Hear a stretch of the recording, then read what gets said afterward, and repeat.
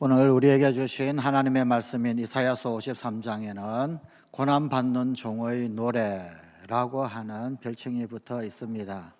이 별칭답게 이사야서 53장은 구약 가운데서 메시아 예언의 가장 대표적인 말씀이기도 합니다. 하지만 이 고난받는 종의 노래는 사실은 52장 13절에서부터 시작이 됩니다.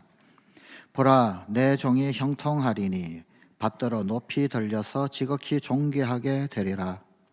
사람들은 그렇게만 생각했습니다. 하나님에 의하여 받들려 높이 들리우시는 분, 높이 들려 존귀하게 된 하나님의 종, 그분이라고 한다면 왕의 위엄, 장수의 힘, 부자의 재력, 이런 것들을 다 갖추어야 할 것으로 알았습니다. 튼튼하고 강하고 윤기나고 빛나고 화려한 존재가 인간을 구원할 메시아의 아주 당연한 모습일 것이다. 그런 모습이 어울린다라고 생각을 했습니다.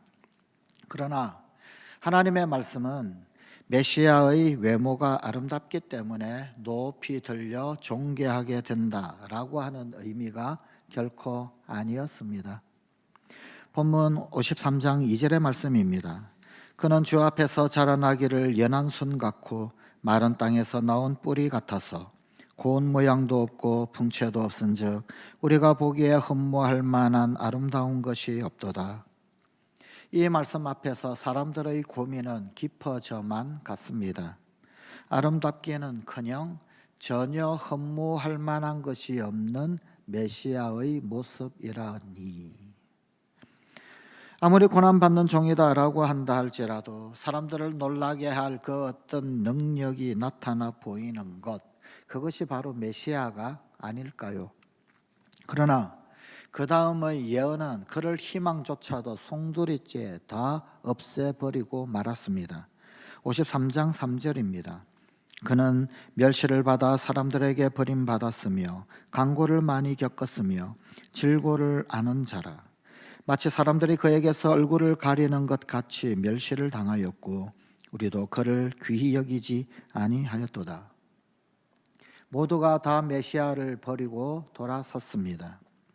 하나님께서 통치하신다라고 하는 그 말씀에 통치자들, 권력자들이 다 돌아섰고 성전을 정결하게 하신 그 일로 인하여서 종교 지도자들의 미움을 샀습니다. 뿐만 아니라 세상의 왕국을 이루지 아니함으로 인하여서 심지어 당신의 제자였던 유다, 그 유다에게마저도 배신을 당하고 버림받은 분이 되셨습니다. 오늘날 이 세상에서도 양심을 속이고 사는 사람들에게 배척을 받고 계시며 돈과 명예를 추구하는 사람들로부터는 원망과 기피의 대상이 되고 계십니다. 본문 53장 7절입니다. 그가 곤욕을 당하여 괴로울 때에도 그의 입을 열지 아니하였음이요 마치 도수장으로 끌려가는 어린 양과 틀 깎는 자 앞에서 잠잠한 양같이 그의 입을 열지 아니하였도다.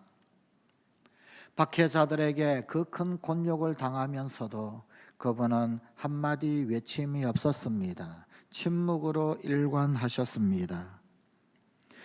빌라도의 법정에서부터 영문 밖의 길, 그리고 십자가를 지는 저 골고다를 향하는 그 형극의 골목골목마다 그 길을 지날 때 그분은 말씀이 없으셨습니다.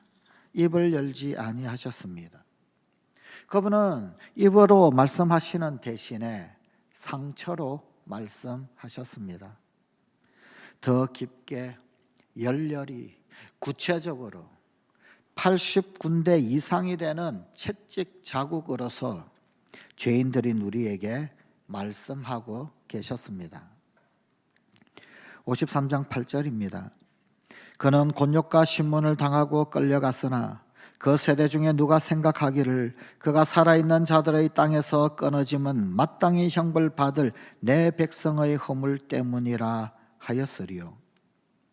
피로 얼룩진 그 가시면류관을 쓰고 그 무거운 고통의 십자가를 메고 참담한 형극의 길을 걸어가는 메시아를 보고 사람들은 의문에 잠겼습니다. 저런 상처투성이의 사람이 어찌 우리의 구세주가 될 수 있을 것인가 끝내 의심하였습니다. 상처투성이의 그 징그러운 얼굴을 사랑할 수 없어 외면하는 사람들의 가슴에 자기 허물의 그림자가 쉽게 새겨질 리가 만무합니다. 본문 53장 4절입니다. 그는 실로 우리의 질고를 지고 우리의 슬픔을 당하였거늘 우리는 생각하기를 그는 징벌을 받아 하나님께 맞으며 고난을 당한다 하였노라. 사람들은 그 상처가 무엇 때문에 생긴 상처인지를 알지 못했습니다. 상처투성이 메시아에 대한 이해가 부족했고 대속의 죽음에 관심을 가진 사람은 극히 적었습니다. 주님을 거부하는 그 냉담한 태도를 그냥 인간 메시아가 징벌로 인하여서 저런 고난을 당한다라고만 생각하고 외면해 버렸을 뿐이었습니다. 주님의 상처는 그래서 더더욱 쓰라리고 아팠습니다. 본문 53장 5절입니다. 그가 찔림은 우리의 허물 때문이요 그가 상함은 우리의 죄악 때문이라. 그가 징계를 받음으로 우리는 평화를 누리고 그가 채찍에 맞음으로 우리는 나음을 받았도다. 우리가 진정으로 알아야 할 일, 그것이 바로 이것입니다. 그의 찔림은 무엇 때문이었습니까? 그분의 상함은 무엇 때문입니까? 그분이 입은 상처는 근본적으로 누구 때문에 생겨났단 말입니까? 하나님의 말씀은 명확합니다. 그 상처의 원인은 곧 우리 인간의 허물과 죄 때문이다 라고 하셨습니다. 나의 허물로 인하여 그가 찢기셨고 나의 죄로 말미암아 그분이 상하셨습니다. 내 대신에 죄 없으신 하나님의 아들이 징계를 받으셨습니다. 그러나 잔인한 인간들은 메시아에게 그토록 가혹한 고통을 안겨주면서도 그 원인을 전혀 생각하지 않았습니다. 오늘 우리에게 주신 하나님의 말씀은 사람들에게 이 사실을 알려주기 위하여 이렇게 노래 부릅니다. 53장 6절입니다. 우리는 다 양 같아서 걸어 행하여 각기 제 길로 갔거늘 여호와께서는 우리 모두의 죄악을 그에게 담당시키셨도다. 메시아에게서 볼 수 있는 고통은 우리 죄악에 대한 몫입니다. 징계를 받고 채찍에 맞고 곤욕을 당하여 괴로운 상태가 곧 우리 죄악에 대한 결과입니다. 목자의 인도를 받지 않은 양들은 다 제각기 딴 길로 가게 되어 있습니다. 그러면 목표를 잃어버리게 되고 맹수의 습격을 받습니다. 낭떠러지의 위험에 대처할 수 없게 됩니다. 우리는 제각기 자기의 길로 가버린 양이었습니다. 자신의 생각, 자신의 욕망, 자신의 쾌락에 그저 몸을 맡겨버렸던 존재들이었습니다.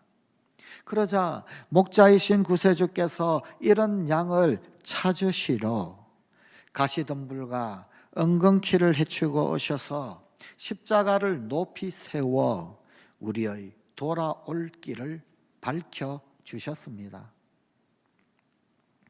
맹수 앞에 떨고 있는 양에게 불쌍한 어린 양아 내가 너를 사랑한다 라고 외치는 데에만 그치지를 않으셨습니다. 맹수에게 가서 그 발톱과 이빨 사이에 찢기기도 하고 물리기도 하고 상하시면서 그것을 기어이 쫓고 양을 구해내셨습니다. 비로소 그 양을 품에 안았을 때 흐르는 상처, 그 흐르는 상처가 비로소 우리에게 이렇게 말합니다. 어린 양아, 나는 너를 사랑한다. 나는 너를 위하여 내 생명까지도 바칠 수 있어. 53장 9절입니다. 그는 강포를 행하지 아니하였고 그의 입에 거짓이 없었으나 그의 무덤이 악인들과 함께 있었으며 그가 죽은 후에 부자와 함께 있었도다. 범죄자나 악인처럼 무덤에 떨어지신 구세주, 그분은 이제 모든 것이 다 끝장난 것만 같았습니다. 구세주가 무덤 속에 떨어지셨으니 그야말로 끝장난 것이었습니다. 그러나 이 상처의 인자는 영광의 부활로서 우리에게 새 삶을 시작하게 하셨고 지금도 우리를 향해 피 흘림으로 말씀하고 계십니다. 메시아의 고통과 존귀하심에 의해 우리의 영혼은 완전한 새로움을 얻게 되었습니다. 이제 그 상처를 통한 영적 은총이 예수 그리스도를 믿는 우리에게 충만히 임하고 있습니다. 기도하십시다. 하나님, 상처를 통하여 말씀하시는 주님의 음성을 온전히 듣는 이 한 주간 순한 주간 되게 하시옵소서.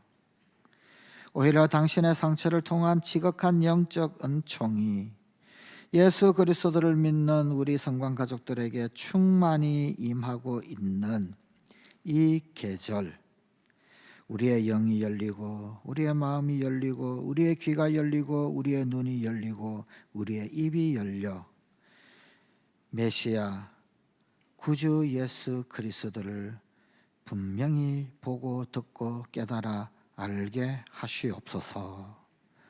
우리 주 예수님 이름으로 기도드리옵나이다. 아멘.